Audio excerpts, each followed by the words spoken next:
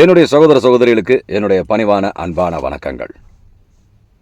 இன்றைக்கி நம்ம முக்கியமாக பார்க்க போகிறது இந்த ஸ்ரார்த்தத்தை பற்றி. அதாவது ஸ்ரார்த்தம்னா திவசம், நினைவு நாள்.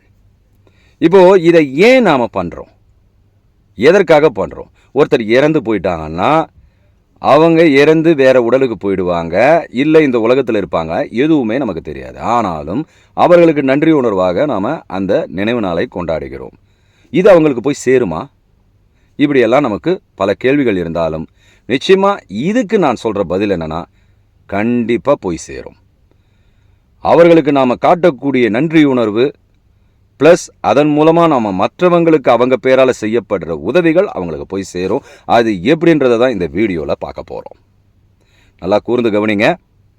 நீங்கள் பிடிச்சாலும் பிடிக்கலனாலும் இது போன்ற ஆன்மீக நிகழ்ச்சிகளையும் இது போன்ற செயல்களையும் நல்ல செயல்களையும் கருத்துக்களையும் நீங்கள் கேட்க தான் வேணும். ஏன் காரணம்னா, இது நமக்குள்ள ஒரு விதையாக விழுந்து நாளைக்கு நம்மை நாமே அறிவதற்கு ஒரு விருட்சமாக மலரும். இப்போது மனிதனுக்கு பகுத்தறிவு ஏற்படும் பொழுது, ஞானம் ஏற்படும் பொழுது, பகுத்தறிவுன்னு சொல்லக்கூடாது, சில பேர் அதெல்லாம் கொச்சப்படுத்திட்டாங்க, அதை விட்டுருங்க. ஞானம் ஏற்படும் பொழுது அவனுக்கு ஒரு விஷயம் புரிய ஆரம்பிக்குது. நமக்கு உதவியாக இருக்கும் இந்த இயற்கைக்கு நாம் நன்றி செலுத்த வேண்டும் என்பது.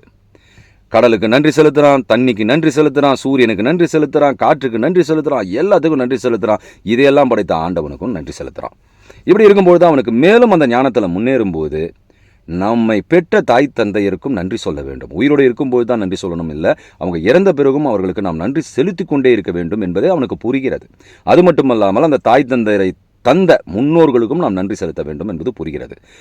இதில் அவனுக்கு உதித்தது தான் இந்த ஸ்ரார்த்தம் என்கிற சாஸ்திரங்கள். இந்த சாஸ்திரம் அவன் வகுத்து கொடுத்தது என்னன்னா, அவன் உணர்ந்து பார்த்து, அதாவது அவன் இறந்து போய் உணர்ந்து பார்ப்பதல்ல, தன் ஞானத்தில் இருக்கும் பொழுது நீங்கள் உங்கள் உணர்வு ரீதிக்கு போகும்பொழுது கண்டிப்பாக எல்லாவற்றையும் உங்களாலும் உணர முடியும். அப்படி அந்த பக்குவத்திற்கு வரும்பொழுது தன் உடலை விட்டு பிரியும் ஒரு ஆன்மாவானது அந்த சமயத்தில் பயங்கரமாக தத்தளிக்கும். ஆன்மா தத்தளிக்காது. ஆன்மா என்பது வெறும் கரண்ட் மாதிரி தான். பல்புக்கும் டிவிக்கும் எப்படி கரண்ட்டு உயிர் கொடுக்குதோ, ஆனால் அந்த செயல்களில் ஈடுபடுறதுலையோ அதே போல தான் ஆன்மா நமக்கு உயிர் கொடுக்கும். ஆனால் நம்முடைய செயல்களுக்கும் அதற்கும் பங்கில்லை. உயிர் கொடுப்பது மட்டும்தான் வேலை. இந்த ஆன்மாவை, உயிர் கொடுத்த ஆன்மாவை நாம் பரமான்மாவோடு சங்கமிப்பது, அது ஒரு ஞானத்தன்மை, அதை விட்டுடலாம். இப்போது இந்த ஆன்மாவுக்கு எதுலேயும் சம்மந்தம் இல்லை. இருந்தாலும் இந்த ஆன்மா உடலை விட்டு செல்லும் பொழுது அந்த உடலில் இருக்கும் பற்றுக்கள், அந்த உடலில் இருக்கும் பொழுது பற்றுக்கள்லாம் இருந்தது இல்லையா, அன்பு, பாசம், பண்பு, எல்லா விதமும் பற்று தான். இந்த உலகத்தில் விஷயத்தில் நம்ம ஒன்றி இருக்கோம் பார்த்தீங்களா, நம்ம மனசு, அது எல்லாமே பற்றுக்கள் தான். இந்த பற்றுக்களை சுமந்து கொண்டு ஆன்மா தவித்து கொண்டிருக்குமா. தவித்து கொண்டிருக்கும் என்பது நான் இப்போ தான் சொன்னேன், ஆன்மா அழாது, அதெல்லாம் இல்லை. ஆனால் இந்த எண்ணங்கள் அதை செஞ்சுக்கிட்டு இருக்கும். உடல் இருக்காது. ஐயோ நான் வந்துட்டேனே, என்ன பண்ண போகிறேன். ஏன்னா சூக்கும உடம்புன்னு ஒன்று இருக்குது. சூக்கும உடம்புன்னா ஆஸ்ட்ரல் பாடின்னு சொல்லுவாங்கன்னு நினைக்கிறேன். அது கண்ணுக்கு தெரியாத உடல். இதுதான் நம்ம விட்டு வெளியேறும். இது தவித்து கொண்டு இருக்கும். என்னடா இது, எனக்கு பசிக்குது, ஆனால் சாப்பிட உடம்பில்லை, எல்லாரும் அழுதுட்டு இருக்காங்க, ஏதோ உணர்வுலாம் எனக்கு, எல்லாருடைய கலங்கின உணர்வுகள்லாம் எனக்கு தெரியும். ஆனால் அதுக்கு கண்ணு கிடையாது, பார்க்க முடியாது. கலங்கின உணர்வுகள்லாம் தெரியுது. என்னை சுற்றி எல்லாரும் அழற மாதிரி இருக்குது. என்ன பண்ணுறேன், நான் எங்கே இருக்கேன், இருட்டில் இருக்கேன்னு அப்படி தவிக்குமா. இதுபோல் அந்த 10 நாளோ ஏதோ ஒரு சம்திங் சொல்லுவாங்க இல்லையா, அதுபோல் செஞ்சு அதுக்கெல்லாம் ஒரு காரியம் செய்து அதற்கு ஒரு விளக்கேற்றி அதற்கு அதை சாந்திப்படுத்துவதற்காக.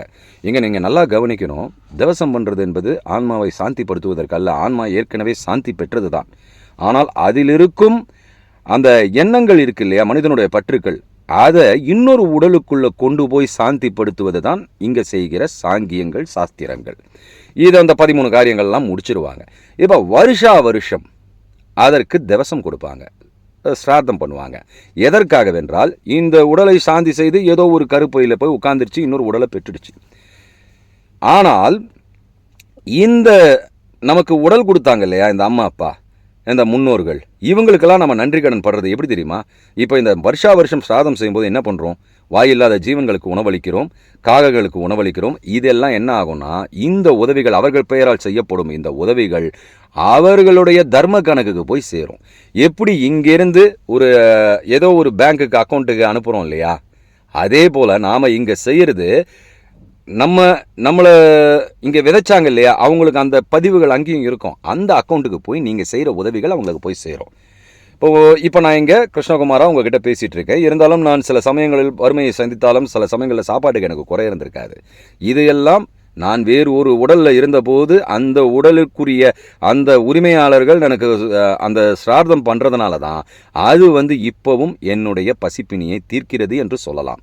இதுபோல தாங்க அன்னைக்கு ஞானத்தன்மை பெற்றவர்கள் இதெல்லாம் முன்கூட்டியே யோசனை பண்ணி இந்த உலகத்தில் யாரும் கஷ்டப்படக்கூடாது, எல்லாரும் செழிப்பாக இருக்கணுன்றதுக்காக இறந்த பிறகும் அந்த சந்ததியை சேர்ந்தவர்கள் அவருக்கு சிராதம் கொடுக்கும் பொழுது அவர் வேறு பிறப்பு எடுத்தாலும் அது அவர் கணக்குக்கு போய் சேர்ந்துடும். அந்த உதவி போய் அவருக்கு போய் சேரும்.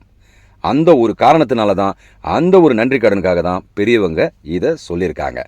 இப்போது இது பண்ணலன்னா பாவம் வந்துடும் சொல்கிறாங்க இல்லையா? பாவம் என்பது நல்லா கவனிச்சுக்கோங்க. இது அந்த ஒரு குறிப்பிட்ட நபர் வேறு உடலுக்கு போயிட்டாரு, இருந்தாலும் உங்களுடைய தொடர்பு முன் ஜென்ம தொடர்பு இருந்திருக்கு. இந்த சமயத்தில் அவர் அவஸ்தைப்படும் பொழுது அது உங்களுக்கு ஒரு சங்கடத்தை ஏற்படுத்தி உங்களுக்குள் ஒரு கணக்கை உருவாக்கும் என்கிற ஒரு கணக்குக்காக அப்படி சொல்லியிருக்காங்க. ஆனால் பாவம் என்பது நம்ம இப்போ இவங்களை பாதிக்கும், குடும்பத்தை பாதிக்கும், அப்படியெல்லாம் கிடையாது. ஆனால் உங்களுடைய நன்றி கடனை செலுத்த வேண்டியது ரொம்ப ரொம்ப ரொம்ப முக்கியமான விஷயமா படுது. ஏன் காரணம்னா நம்ம மனுஷனாக பிறந்திருக்கோம். நன்றி உணர்வு என்பது ஒரு சாதாரண மிருகத்துக்கு இருக்கும்பொழுது நமக்கு இருக்கக்கூடாதா? கண்டிப்பாக மேம்பட்டு இருக்கணும். அதனால தான் பெரியவங்க அதை சொல்லியிருக்காங்க.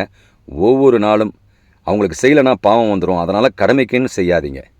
உண்மையாக உணர்வோட உங்களை பெற்றவங்களை நினச்சி, உங்கள் முன்னோர்களை நினச்சி ஒரு சொட்டு கண்ணீர் விட்டு அவங்களுக்காக இதை நான் அர்ப்பணிக்கிறேன்னு நீங்கள் பண்ணீங்கன்னு வச்சுக்கோங்களேன், கண்டிப்பாக அந்த ஆன்மா சாந்தி பெறுவது மட்டுமல்ல, அந்த ஆன்மா வேறு உடலில் எடுத்தாலும் அங்கு இந்த உதவிகளை எல்லாம் அது பெறும்.